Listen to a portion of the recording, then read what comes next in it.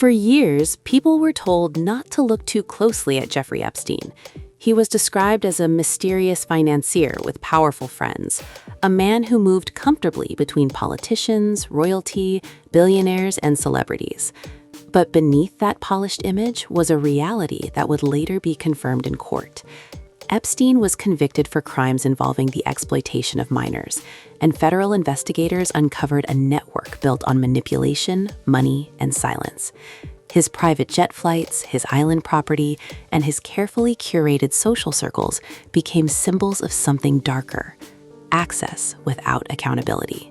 What made the situation more explosive wasn't just what he did, but who he knew. Flight logs and visitor records revealed a web of influential names. While association alone does not equal guilt, the sheer number of high-profile connections ignited public suspicion. When Epstein died in custody under circumstances that many found troubling, distrust deepened even further. To some, it felt like the door to full accountability had been shut forever. That vacuum created something powerful. In the absence of clear answers, speculation rushed in.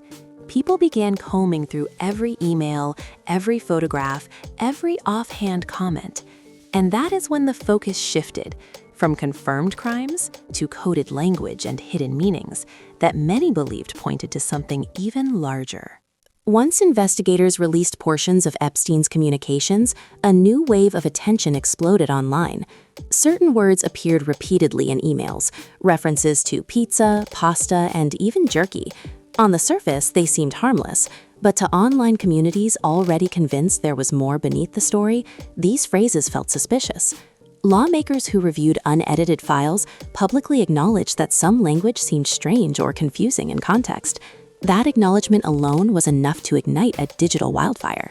Internet forums began dissecting every line. People searched for patterns. They compared phrasing across years of correspondence. The more they looked, the more connections they believed they saw. Psychologists call this pattern-seeking behavior a natural human instinct. The mind tries to create order from chaos. But in the era of viral content, that instinct can quickly evolve into collective certainty.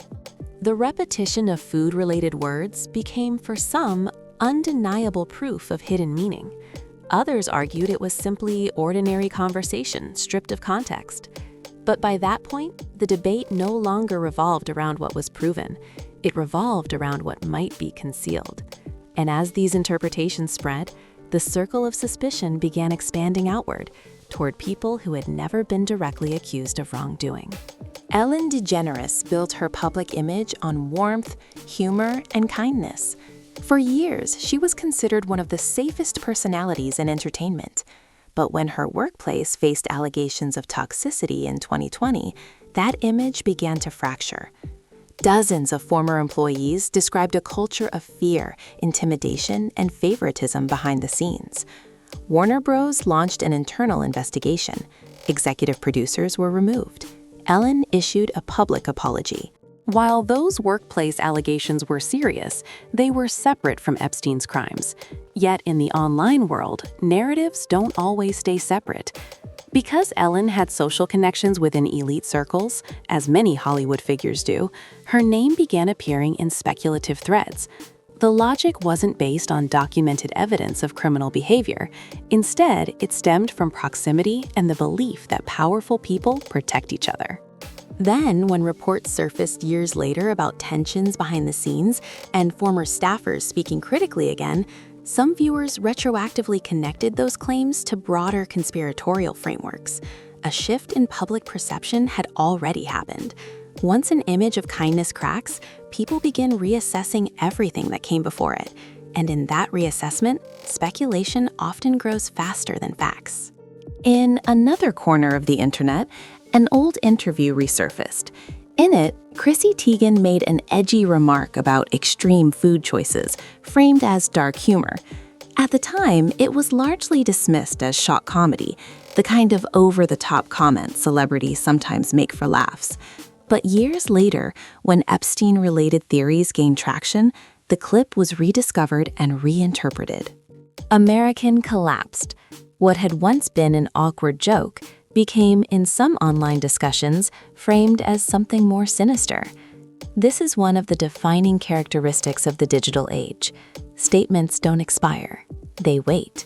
And when the cultural climate shifts, they resurface under new meaning. Tegan, like many public figures, has attended high-profile events and parties. In isolation, that means very little.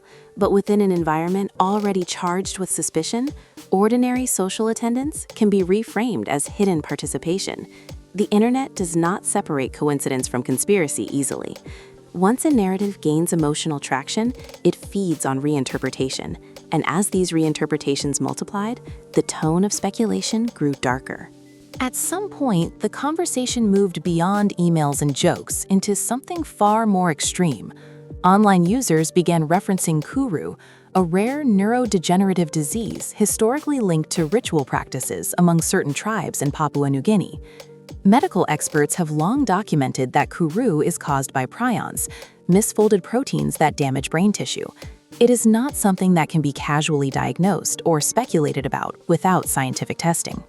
Yet, viral posts began drawing connections between unrelated video clips of public figures and symptoms described in medical literature.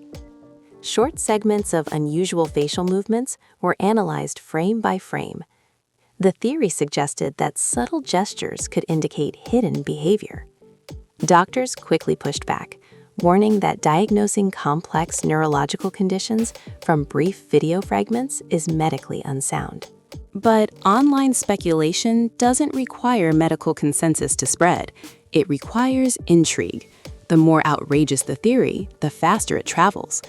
In this case, what began as documented criminal investigations evolved into a digital mythology, blending fact, rumor, science, and imagination. And while the internet debated extreme scenarios, more grounded controversies were unfolding in plain sight. By 2020, Ellen's challenges were no longer speculative. Former employees publicly described what they called a toxic environment. 36 staff members spoke to journalists about alleged misconduct and systemic issues. The claims included harassment, inappropriate behavior, and a lack of internal accountability. Warner Bros. Responded with an investigation that resulted in executive producers being removed. Ellen addressed the controversy directly, acknowledging that she was not perfect and apologizing to staff. But critics argued the apology came too late. Ratings declined. Public trust weakened. What had once been a cultural institution slowly unraveled. Eventually, the show came to an end. For many observers, this was proof that powerful figures can be held accountable. For others, it reinforced the idea that there are deeper layers still hidden. When a public figure falls from grace, audiences often reassess past associations, friendships, and choices.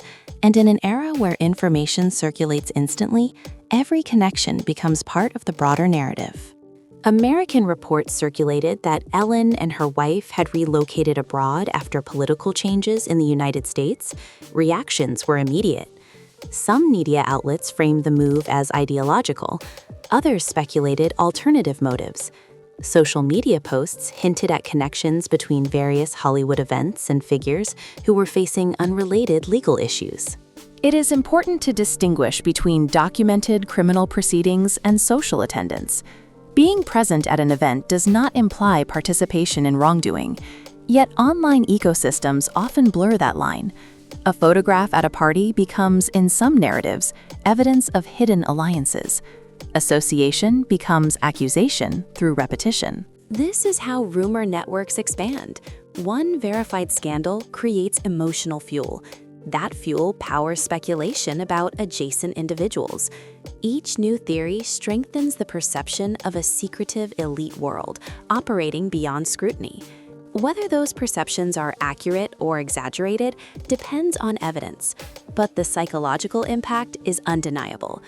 Public trust erodes, suspicion becomes default. What remains after years of headlines, investigations, apologies, and viral theories is a complex landscape.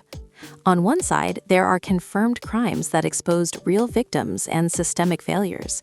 On the other, there is an ever-growing archive of speculation that mixes truth with imagination. The digital age has changed how narratives form. Information no longer moves in straight lines from authority to audience. It circulates in loops, shaped by emotion and amplified by algorithms. When powerful individuals are implicated in wrongdoing, even tangentially, the public response often swings toward total distrust. The challenge is separating documented evidence from viral mythology. That does not mean ignoring questions.